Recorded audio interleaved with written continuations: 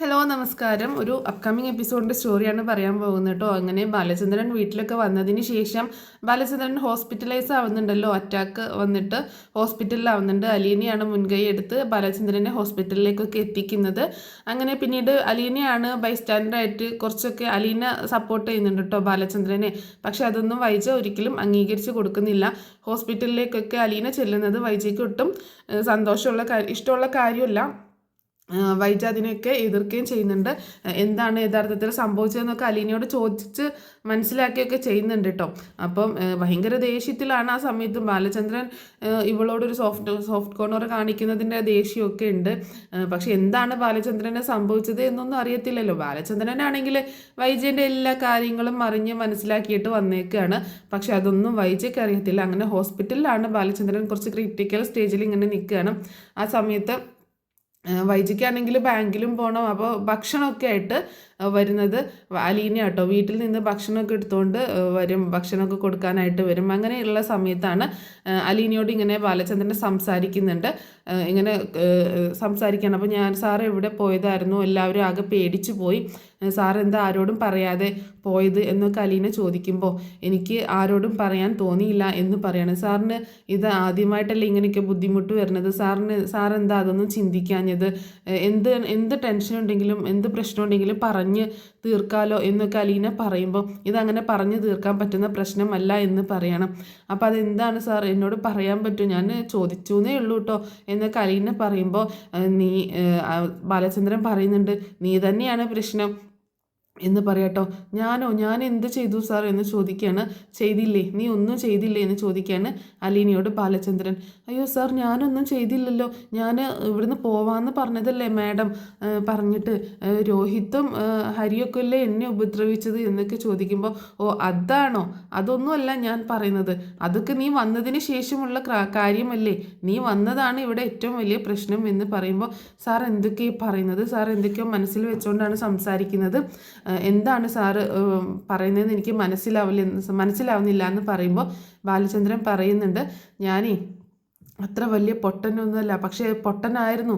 22.5 വർഷത്തോളം ഞാനൊരു പൊട്ടനായിരുന്നു, ഞാനൊരു വിഡ്ഢിയായിരുന്നു. ഇത്രയും വർഷം ഞാനൊരു വിഡ്ഢിയായി ജീവിക്കുകയായിരുന്നു. ഇപ്പോഴാണ് കാര്യങ്ങളൊക്കെ തിരിച്ചറിഞ്ഞ് കാര്യങ്ങളൊക്കെ മനസ്സിലായത് എന്ന് പറയുമ്പോൾ അലീന ഇങ്ങനെ ആകെ ഷോക്കാവുന്നുണ്ട് കേട്ടോ. ഈ 22.5 വർഷം എന്നൊക്കെ പറയുമ്പോൾ അതിൻ്റെ പുറകിലുള്ള കാര്യങ്ങളൊക്കെ അലീനയ്ക്ക് അറിയാലോ. അപ്പോൾ അലീന ഇങ്ങനെ ആകെ ഷോക്കാവുന്നുണ്ട്. ആ സമയത്ത് ബാലചന്ദ്രൻ അലീനയെ നോക്കുന്നുണ്ട്. ഞാൻ ഈ 22.5 വർഷത്തിൻ്റെ കാര്യം പറഞ്ഞപ്പോൾ നീ എന്തിനാണ് ഷോക്കാവുന്നതെന്ന് ചോദിക്കുമ്പോൾ അങ്ങനെയൊന്നുമില്ല സാർ, സാർ എന്താ പറയണതെന്ന് എനിക്ക് മനസ്സിലായില്ല എന്ന് പറയണ. അപ്പോൾ ബാലചന്ദ്രൻ പറയുന്നുണ്ട്, ഇനി നീ ഇവിടെ ഉരുണ്ട് കളിക്കാനൊന്നും നിൽക്കണ്ട, നീ ആരാണെന്നുള്ളതൊക്കെ എനിക്ക് മനസ്സിലാക്കാൻ കഴിഞ്ഞിട്ടുണ്ട്, നീ നിൻ്റെ സ്വന്തം അമ്മയെ തേടിയല്ലേ ഇങ്ങോട്ടേക്ക് വന്നത് എന്ന് ചോദിക്കുമ്പോൾ അലീന ആകെ ഷോക്കായി പോവാണ്. നിൻ്റെ അമ്മയെ കാണാനല്ലേ, നിൻ്റെ അമ്മയുടെ അടുത്തേക്ക് തന്നെയാണല്ലോ നീ വന്നേക്കണത് അല്ലേ എന്ന് പറയാട്ടോ. അപ്പോൾ അലീന ആകെ ഷോക്കായി പോകുന്നുണ്ട്. സാർ എന്താ പറയുന്നതെന്ന് ചോദിക്കുകയാണ്. ഞാൻ പറയുന്നത് നിനക്ക് മനസ്സിലായില്ലേ, നീ നിൻ്റെ അമ്മയുടെ കൂടെയല്ലേ താമസിക്കുന്നത്, നിൻ്റെ അമ്മയെ തേടിയല്ലേ, നിൻ്റെ അമ്മയെ അന്വേഷിച്ചല്ലേ നീ ഇങ്ങോട്ടേക്ക് വന്നത് എന്ന് പറയണം. അപ്പോൾ അലീന അങ്ങനെ ആകെ ഷോക്കായിട്ട് നിൽക്കുകയാണ്. എന്നിട്ട് നീ നിൻ്റെ അമ്മയെ കണ്ടെത്തിയോ എന്ന് ചോദിക്കുമ്പോൾ അലീന തരിച്ചിരിക്കട്ടോ, എന്തപ്പം മറുപടി പറയണ്ടേന്നൊന്നും അറിയാതെ. അപ്പോൾ ബാലചന്ദ്രൻ പറയുന്നുണ്ട്, ഇനി കൂടുതലൊന്നും നീ എന്നോട് ഒളിക്കാൻ നിൽക്കണ്ട, എല്ലാ കാര്യങ്ങളും മനസ്സിലാക്കിയിട്ടാണ് ഞാൻ നിന്നോട് ചോദിക്കുന്നത്. നീ നിൻ്റെ അമ്മയെ അന്വേഷിച്ചല്ലേ വന്നത്, നിൻ്റെ അമ്മയുടെ കൂടെയല്ലേ നീ താമസിക്കുന്നത്, നിൻ്റെ സഹോദരങ്ങളായിട്ട് കാണുന്നു, നിൻ്റെ അമ്മയായിട്ടും അച്ഛനായിട്ടൊക്കെ കാണുന്നു എന്ന് പറഞ്ഞതൊന്നും വെറുതെ അല്ലല്ലോ, ശരിക്കും അങ്ങനെ തന്നെ ആയതുകൊണ്ടല്ലേ നീ അങ്ങനെ കാണുന്നത്, സ്വന്തം അമ്മയായിട്ടല്ലാതെ വേറെ ആരായിട്ട് കാണാൻ പറ്റും അല്ലേ എന്നൊക്കെ ചോദിക്കുമ്പോൾ അലീന ആകെ തകർന്നു പോവാണേ. എന്ത് മറുപടി പറയും ഇതിനൊക്കെ എന്നിങ്ങനെ ഓർത്തിട്ട്, സാർ ഞാൻ അത് എന്നൊക്കെ പറഞ്ഞ് അലീന ഇങ്ങനെ ഓരോന്ന് പറയാൻ ശ്രമിക്കുന്നുണ്ടെങ്കിലും വേണ്ട, കൂടുതലൊന്നും പറയണ്ട, എല്ലാം ഞാൻ മനസ്സിലാക്കിയിട്ടുണ്ട് എന്ന് പറയാണ്. നീ എന്തിനാണ് ഇങ്ങോട്ടേക്ക് കയറി വന്നത്, ഈ കുടുംബം തകർക്കാനാണോ എന്നൊക്കെ ചോദിച്ച് ദേഷ്യപ്പെടുമ്പോൾ സാർ ഞാൻ അങ്ങനെയൊന്നും ഉദ്ദേശിച്ച് വന്നതല്ല, ഞാൻ ഇങ്ങോട്ടേക്ക് വരണമെന്ന് വിചാരിച്ചതേ അല്ല, ബ്രിജിത മമ്മിയാണ് എന്നെ ഇങ്ങോട്ടേക്ക് പറഞ്ഞയച്ചത്, പക്ഷേ പറഞ്ഞയക്കുമ്പോൾ നിനക്കറിയാമായിരുന്നല്ലോ നീ നിൻ്റെ അമ്മയുടെ അടുത്തേക്കാണ് വരുന്നത് എന്ന്, നിൻ്റെ അമ്മയുടെ വീട്ടിലേക്കാണ് വരുന്നത് എന്ന് നിനക്കറിയാമായിരുന്നല്ലോ എന്ന് ചോദിക്കുമ്പോൾ അത് ശരിയാണ് സാർ, ആ സമയത്ത് മമ്മി എന്നോട് പറഞ്ഞിട്ടുണ്ടായിരുന്നു, നിൻ്റെ അമ്മയുടെ അച്ഛനാണ് ഇവിടെ വന്നിട്ട് പോയത്, നിൻ്റെ മുത്തശ്ശൻ അദ്ദേഹത്തിൻ്റെ വീട്ടിലേക്കാണ് നിന്നെ കൂട്ടിക്കൊണ്ട് പോകുന്നത് എന്ന കാര്യം പറഞ്ഞിട്ടുണ്ടായിരുന്നു എന്ന് പറയണം. അദ്ദേഹത്തിൻ്റെ ഭാര്യയെ നോക്കാനായിട്ട്, മുത്തശ്ശിയെ നോക്കാനായിട്ട് എന്ന് എന്നോട് പറഞ്ഞിട്ടുണ്ടായിരുന്നു. അപ്പോൾ എല്ലാം അറിഞ്ഞു വെച്ചുകൊണ്ട് എന്നെ ഏറ്റവും ഞാനും 22.5 വർഷത്തോളം ഞാനൊരു വിഡ്ഢിവേഷം കെട്ടുമായിരുന്നു. നീ വന്നപ്പോൾ നിൻ്റെ മുന്നിലും ഞാനൊരു വിഡ്ഢിയായിരുന്നില്ലേ? നിന്നെ പ്രസവിച്ചിട്ട ഒരു പിഴച്ച് പ്രസവിച്ച ഒരു സ്ത്രീയെ 22 വർഷം സ്നേഹിച്ച് ചുമന്ന് കൊണ്ട് നടക്കുന്ന ഞാൻ നിൻ്റെ മുന്നിലും ഒരു വിഡ്ഢിയായിരുന്നില്ലേ ചോദിക്കുമ്പോൾ, അയ്യോ സാർ, ഞാൻ ഒരിക്കലും അങ്ങനെ ചിന്തിച്ചിട്ടില്ല. സാറിനെ പോലെ ഇത്രയും നല്ലൊരു മനുഷ്യനെ ഞാൻ എൻ്റെ ജീവിതത്തിൽ കണ്ടിട്ടില്ല എന്ന് പറയണം. മതി മതി, എനിക്ക് മനസ്സിലാവുന്നുണ്ട്. എല്ലാവരും കൂടെ എന്നെ ചതിക്കുകയായിരുന്നു, എന്നെ വഞ്ചിക്കുകയായിരുന്നു. നീയും നിൻ്റെ അമ്മയും നിൻ്റെ അമ്മയുടെ ചേട്ടന്മാരും നിൻ്റെ മുത്തശ്ശനും മുത്തശ്ശിയും എല്ലാവരും എന്നെ ചതിക്കുകയായിരുന്നു. എൻ്റെ ജീവിതമാണ് ഇല്ലാതായത്. അതും എന്നെ സ്നേഹിക്കാത്ത ഒരു പെണ്ണിനെ കല്യാണം കഴിച്ച് അവളെ പൊന്നുപോലെ നോക്കി അവളെ സ്നേഹിച്ച് 3 മക്കളുമായി ഞാൻ എൻ്റെ കുടുംബം എന്ന് കരുതി ജീവിച്ചു പോന്നിട്ട് അത് നിമിഷം കൊണ്ടാണ് തകർന്നുടഞ്ഞു പോയത് എന്ന് അലീനയോട് ഇങ്ങനെ ബാലചന്ദ്രൻ പറയുമ്പോൾ അലീന ആകെ ഷോക്കായിട്ട് ഇങ്ങനെ ഇരുന്ന് കേൾക്കുകയാണ്. എന്തപ്പോൾ ഇതിനൊക്കെ മറുപടി പറയണമെന്നൊന്നും അലീനയ്ക്ക് അറിയില്ല കേട്ടോ. അങ്ങനെ ബാലചന്ദ്രൻ പറയുന്നുണ്ട്, എല്ലാം ഞാൻ മനസ്സിലാക്കി. ഞാൻ എങ്ങോട്ടാണ് പോയതെന്ന് നിനക്കറിയണ്ടേ? ഞാൻ എങ്ങനെ ഇത് അറിഞ്ഞു എന്ന് നിനക്കറിയണ്ടേ? എങ്ങനെ അറിഞ്ഞാലും കാര്യങ്ങളൊക്കെ മനസ്സിലാക്കിയതിന് ശേഷമാണ് ഞാൻ ഇതിൻ്റെ സത്യാവസ്ഥ അറിയാനായിട്ട് ഞാൻ നീലഗിരിയിൽ പോയതായിരുന്നു. പക്ഷേ ഇക്കാര്യം തൽക്കാലം നീ ആരോടും പറയരുത് എന്ന് പറയാണ് അലീനയോട്. ഞാൻ നിൻ്റെ അടുത്ത് കാര്യങ്ങൾ ചോദിച്ചതോ നീ അറിഞ്ഞതുമായിട്ട് ഞാൻ എവിടെ പോയിരുന്നു എന്നുള്ള കാര്യങ്ങളൊന്നും നീ ആരോടും പറയാൻ നിൽക്കരുത്. സമയം വരുമ്പോൾ ഞാൻ തന്നെ പറഞ്ഞോളാം എന്ന് പറയണം. അപ്പോൾ പറയുന്നുണ്ട്, നീലഗിരിയിൽ പോയതായിരുന്നു. അവളുടെ ഒരു ചേട്ടനുണ്ടല്ലോ, ഒരു പട്ടാളക്കാരൻ ഗംഗാധര മേനോൻ, അദ്ദേഹത്തിൻ്റെ കൂടെ നിൽക്കുമ്പോഴാണല്ലോ ഇങ്ങനെയൊക്കെ സംഭവിച്ചത്. അപ്പോൾ അദ്ദേഹത്തെ കാണാൻ പോയതാണ്. അയാളെ ഞാൻ പോയി കണ്ടു. എല്ലാ സത്യങ്ങളും അയാളുടെ നാവിൽ നിന്ന് തന്നെ ഞാൻ അറിഞ്ഞു. അതിന് വേണ്ടിയിട്ടാണ് ഞാൻ പോയത് എന്ന് പറയാണ്. അപ്പോൾ അലീന ആകെ ഷോക്കായിട്ട് നിൽക്കണം. അപ്പോൾ ബാലചന്ദ്രൻ എല്ലാ കാര്യങ്ങളും അറിഞ്ഞു എന്ന് മനസ്സിലാവും കേട്ടോ. അപ്പോൾ പറയുന്നുണ്ട്, ഇനി ഒരുമിച്ചൊരു ജീവിതം എനിക്ക് സാധ്യമല്ല എന്ന് ബാലചന്ദ്രൻ അലീനയോട് പറയുമ്പോൾ സാർ എന്ന് വിളിക്കുകയാണ്. ഇനി എന്ത് പറഞ്ഞിട്ടും കാര്യമില്ല. എനിക്ക് വൈജയെ ഇനി പഴയതുപോലെ സ്നേഹിക്കാനോ പഴയതുപോലെ കാണാനോ ഒന്നും പറ്റത്തില്ല. പക്ഷേ എങ്ങനെ മുന്നോട്ട് പോകും എന്നതിനെക്കുറിച്ചൊന്നും ഞാൻ ചിന്തിച്ചിട്ടില്ല.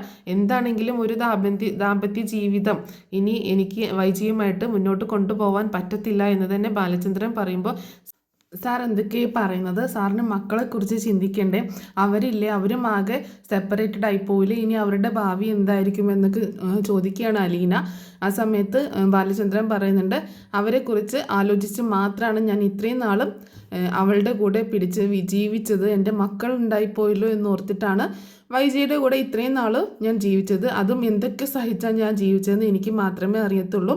അതുകൊണ്ട് ഇനി മുന്നോട്ടൊരു ജീവിതം സാധ്യമല്ല എന്ന് തന്നെ പറയാണ് ബാലചന്ദ്രൻ. അലീനയും ആകെ തകർന്നു പോവാണ് ഇങ്ങനെയുള്ള കാര്യങ്ങളൊക്കെ കേട്ടിട്ട്.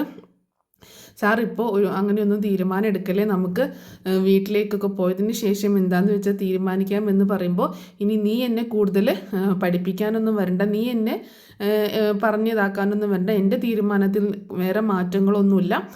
നിനക്ക് ഏതായാലും നിൻ്റെ അമ്മയെ കിട്ടിയല്ലോ, അതിനല്ലേ നീ ഇങ്ങോട്ടേക്ക് വന്നത്. അമ്മ ഇനി ഞാൻ പറയാം, നിൻ്റെ മകളാണ് എന്ന് ഞാൻ അവളോട് പറയാം. അപ്പോൾ നിങ്ങൾക്ക് സന്തോഷമായിട്ട് നിങ്ങൾക്ക് അമ്മയ്ക്കും മകൾക്കും കൂടെ ജീവിക്കാം. എന്തായാലും എൻ്റെ ജീവിതമല്ലേ പോയത് എന്നൊക്കെ പറയുമ്പോൾ, സാർ എന്തായി പറയുന്നത്? ഞാൻ ഒരിക്കലും അങ്ങനെയൊന്നും ആഗ്രഹിച്ച് വന്നതല്ല. അമ്മയെ കാണാലോ അത്ര മാത്രമേ എനിക്ക് ഉണ്ടായിരുന്നുള്ളൂ. അല്ലാതെ ഞാൻ അമ്മയുടെ മകളാണെന്ന് പറഞ്ഞ് അമ്മയുടെ സ്ഥാനോ ആ മകളെന്ന സ്ഥാനോ അല്ലെങ്കിൽ അങ്ങനെ ഒരു അവകാശം പിടിച്ചു വാങ്ങാനോ ഒന്നും വന്നതല്ല ഞാൻ പൊക്കോളാം സാർ, ഞാൻ ഇനി നിങ്ങളുടെ ജീവിതത്തിലേക്ക് വരില്ല, ഞാൻ ഇവിടെ നിന്ന് പൊക്കോളാം എന്ന് പറയുമ്പോൾ, നീ ഇനി എവിടേക്ക് പോവാൻ? ഇനി നീ എവിടേക്കും പോവില്ല. നിന്നെ ഞാൻ വിട്ടിട്ട് വേണ്ടേ പോവാൻ? ഇനി നിന്നെ മുൻനിർത്തിയാണ് ഞാൻ അവളോട് പകരം ചോദിക്കാൻ പോകുന്നത്. ഇനി ഞാൻ പറയാതെ നീ എങ്ങാനും ഇവിടുന്ന് എവിടേക്കെങ്കിലും പോയിട്ടുണ്ടെങ്കിൽ അതിൻ്റെ ഭവിഷ്യത്ത് അനുഭവിക്കാൻ പോകുന്നത് നിൻ്റെ അമ്മ തന്നെയായിരിക്കും. അതുകൊണ്ട് നീ ഇനി ഈ വീട്ടിൽ നിന്ന് എങ്ങോട്ടേക്കും പോകാൻ പാടില്ല എന്ന് പറയുമ്പോൾ, സാർ എന്തൊക്കെയാണ് പറയുന്നത്? മാഡം അത് സമ്മതിക്കുന്നു തോന്നുന്നുണ്ടോ? മാഡമോ? നിൻ്റെ അമ്മയല്ലേ ഇത്? അമ്മ എന്ന് പറയുമ്പോൾ സാർ എന്ന് വിളിക്കുകയാണ് അലീന. എന്താണെങ്കിലും മാഡം അതിന് സമ്മതിക്കത്തില്ല. ഞാനിനി വീട്ടിൽ നിൽക്കരുത് എന്നല്ലേ പറഞ്ഞത്. ഇപ്പോൾ സാറ് വരാത്തത് കാരണമാണ് ഞാൻ ഒരു ദിവസം കൂടി നിന്നത്. സാറ് വന്നിട്ട് ചോദിച്ചിട്ട് പോകാനാണ് ഇരുന്നത് എന്നൊക്കെ അലീന പറയുമ്പോൾ, ഇനി അതൊന്നും നടക്കത്തില്ല. ഞാൻ പറയാതെ വീടിൻ്റെ പടി നീ ഇറങ്ങി പോവരുത്. നീ എങ്ങോട്ട് പോയി കഴിഞ്ഞാലും കൂടെ ഞാനും ആ നിമിഷം വീട്ടിൽ നിന്ന് ഇറങ്ങും. അപ്പോൾ പിന്നെ എന്തൊക്കെയാണ് സംഭവിക്കാൻ പോണതെന്ന് നിനക്കറിയാലോ എന്നൊക്കെ പറയാണ്.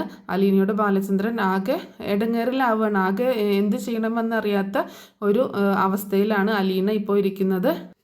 അങ്ങനെ പെട്ടെന്ന് അവർ സംസാരിച്ചുകൊണ്ടിരിക്കുന്ന സമയത്താണ് അങ്ങോട്ടേക്ക് മനു കയറി വരുന്നത് കേട്ടോ. അപ്പം മനു കയറി വരുന്ന സമയത്ത് ഇവരിങ്ങനെ സംസാരം നിർത്തുകയാണ്.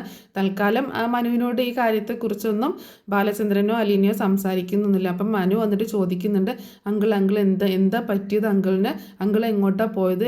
അങ്കിളിനെ പറ്റി ഒരു വിവരവും ഇല്ലാണ്ട് ഞങ്ങൾ ആകെ വിഷമിച്ചു പോയല്ലോ എന്നൊക്കെ പറഞ്ഞ് ചോദിക്കുമ്പോൾ പറയുന്നുണ്ട്, അതെ എനിക്ക് കുറച്ച് കാര്യങ്ങളൊക്കെ ഉണ്ടായിരുന്നു, അതിൻ്റെ ആവശ്യത്തിനായിട്ട് പോയതായിരുന്നു. എപ്പോഴും എല്ലാ കാര്യങ്ങളും എല്ലാവരെയും അറിയിക്കണമെന്നില്ലല്ലോ. അങ്ങനെയാണോ എല്ലാവരും ഇത്രയും നാളും ഇവിടെയൊക്കെ ജീവിച്ചത് എന്നൊക്കെ ഇങ്ങനെ പറയുമ്പോൾ അങ്കിള് പറയണമെന്നും എനിക്ക് മനസ്സിലാവുന്നില്ല എന്ന് പറയാണ്. എന്താണെങ്കിലും അങ്കിള് വെറുതെ അങ്ങനെ ഒരു കാര്യമില്ലാണ്ട് പോവില്ല എന്ന് എനിക്കറിയാം. എന്തോ ഒരു കാര്യം അങ്കിളുടെ മനസ്സിന് ശരിക്കും ബാധിച്ചിട്ടുണ്ട്. അതിൻ്റെ ഒരു ഫലമായിട്ടാണ് അങ്കിളിന് ഇങ്ങനെ ഒരു അറ്റാക്ക് വന്നത് എന്നൊക്കെ പറയാണ് മനു. അപ്പോൾ ബാലചന്ദ്രൻ പറയുന്നുണ്ട്, മനു നീ പറയുന്നത് ശരിയാണ്, നീ അത്ര ബുദ്ധിയില്ലാത്ത ആളൊന്നുമല്ല, നിനക്ക് എല്ലാ കാര്യങ്ങളും പെട്ടെന്ന് തന്നെ മനസ്സിലാക്കാൻ പറ്റുമെന്നൊക്കെ എനിക്കറിയാം. നീ പറഞ്ഞത് ശരിയാണ്, എൻ്റെ മനസ്സിൽ അത്രയും പിടിച്ചുലയ്ക്കുന്ന ഒരു സംഭവം തന്നെ ഉണ്ടായിട്ടുണ്ട്. അതിൻ്റെ ഫലം തന്നെയാണ് എനിക്ക് ഇങ്ങനെയൊക്കെ വന്നത്. തൽക്കാലം അത്രയും മാത്രം അറിഞ്ഞാൽ മതി, നീ സമയം വരുമ്പോൾ ഞാൻ പറയാം എന്ന് പറയാണ് അലീനയെ ഒന്ന് നോക്കിക്കൊണ്ട്. അങ്ങനെ അവർ സംസാരിച്ചുകൊണ്ട് നിൽക്കുന്ന സമയത്താണ് ഡോക്ടർ ചെക്കപ്പിന് വരുന്നുണ്ട്. ആ സമയത്ത് മനു അലീനയും കൂടെ പുറത്തേക്ക് ഇറങ്ങുന്നുണ്ട് കേട്ടോ. അപ്പോൾ മനു അലീനയോട് ചോദിക്കുന്നുണ്ട്, അങ്കിൾ എന്തെങ്കിലും പറഞ്ഞോ, എന്താണ് സംഭവം എന്ന്, അങ്കിൾ എവിടെയാണ് പോയതെന്ന് പറഞ്ഞോ എന്ന് ചോദിക്കുമ്പോൾ അലീന ഇല്ല എന്ന് പറയാം കേട്ടോ. അപ്പോൾ അലീനയോടെല്ലാം പറഞ്ഞിട്ടുണ്ട്, പക്ഷെ അലീന പറയുന്നില്ല. എന്നാലും അങ്കിളിന് എന്തായിരിക്കും പറ്റിയത്? അങ്കിളിനെ അത്രയും മാനസികമായിട്ട് തളർത്തുന്ന എന്ത് വിഷയമായിരിക്കാം ഉണ്ടായിട്ടുണ്ടാവുക എന്നിങ്ങനെ മനു ചോദിക്കുകയാണ്. ആ സമയത്തൊക്കെ അലീനയുടെ മുഖം വല്ലാണ്ട് ഇങ്ങനെ ഇതാവുന്നുണ്ട് കേട്ടോ. അലീനയാണല്ലോ ഇതിൻ്റെ മെയിൻ കാരണക്കാരി. അപ്പം അറിയില്ല മനുവേട്ടാന്ന് പറയാണ്. ഇത്രയും വർഷമായിട്ട് എനിക്ക് അങ്കിളിനെ അറിയാം. ഭയങ്കര കൂളായിട്ട് ഭയങ്കര ഹാപ്പി ആയിട്ടാണ് എപ്പോഴും അങ്കിളിനെ കണ്ടിട്ടുള്ളത്. ഇങ്ങനെ എന്തെങ്കിലും ഒരു മാനസിക വിഷമം ഉള്ളതായിട്ട് ഇന്നേ വരെ തോന്നിയിട്ടില്ല. ഒരു പക്ഷേ വൈജയന്തിയുമായിട്ട് എന്തെങ്കിലുമൊക്കെ വഴക്കുണ്ടാവാം, പക്ഷെ അതൊക്കെ സോൾവ് ചെയ്യുന്നത് അങ്കിള് തന്നെയായിരുന്നു. അങ്കിൾ അത്രയും കൂളായിട്ടുള്ളൊരു മനുഷ്യനായിരുന്നു. അങ്കിളിന് ഇങ്ങനൊരു അവസ്ഥയിലേക്ക് കൊണ്ടെത്തിക്കണമെങ്കിൽ അതിൻ്റെ ആ ഒരു കാര്യത്തിൻ്റെ ഗൗരവം വളരെ വലുതാണ് എന്നിങ്ങനെ മനു ഇങ്ങനെ പറയുന്നുണ്ട്. അപ്പോൾ അലീനയാണെങ്കിൽ ഇതൊക്കെ കേട്ട് ഇങ്ങനെ നിൽക്കുന്നുള്ളൂ, മറുപടി ഒന്നും കൊടുക്കുന്നില്ല. എന്താണെങ്കിലും അങ്കിള് പറയാമെന്ന് പറഞ്ഞിട്ടുണ്ടല്ലോ, നമുക്ക് കാത്തിരിക്കാം. ഇനിയിപ്പോൾ എന്താണ് നിൻ്റെ തീരുമാനം? നീ പോകുന്നുണ്ടോ എന്ന് ചോദിക്കുമ്പോൾ എനിക്കറിയില്ല മനുവേട്ട എൻ്റെ കാര്യങ്ങളൊന്നും. ഇനിയിപ്പോൾ സാറ് ഇങ്ങനെ ഇവിടുന്ന് ഹോസ്പിറ്റലിൽ കിടക്കുമ്പോൾ എങ്ങനെയാണ് പോവുക എന്നൊക്കെ ചോദിക്കണം. തൽക്കാലം താൻ പോകുന്ന കാര്യത്തെക്കുറിച്ച് ചിന്തിക്കേണ്ട എന്ന് പറയുന്നുണ്ട്. അങ്ങനെ എന്നാൽ മനുവേട്ടൻ ഞാൻ വീട്ടിലേക്ക് പൊക്കോട്ടെ, മനുവേട്ടൻ ഇവിടെ ഉണ്ടല്ലോ, അവിടെ മുത്തശ്ശിയുടെ കാര്യങ്ങളൊക്കെ ഞാൻ എന്തായെന്ന് അറിയത്തില്ല, ഞാൻ ഭക്ഷണം കൊടുക്കാൻ വേണ്ടിയിട്ട് ഭക്ഷണമായിട്ട് വന്നതാണ് എന്നൊക്കെ പറഞ്ഞ് അലീന പിന്നെ അവിടെ നിന്ന് വീട്ടിലേക്ക് തന്നെ തിരിച്ചു പോകുന്നുണ്ട് കേട്ടോ.